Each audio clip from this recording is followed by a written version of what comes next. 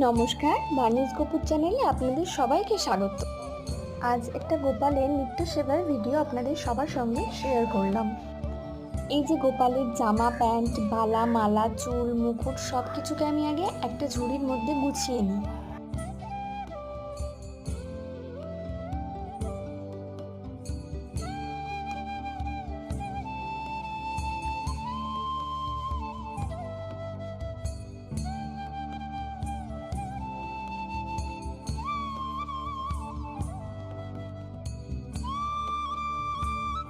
এবার গোপু স্নানের জলটা তৈরি করছি। জলের মধ্যে গোলাপ জল আর তুলসী পাতাটা দিয়ে দিলাম। এবার একটু অগরু দিয়ে দেব।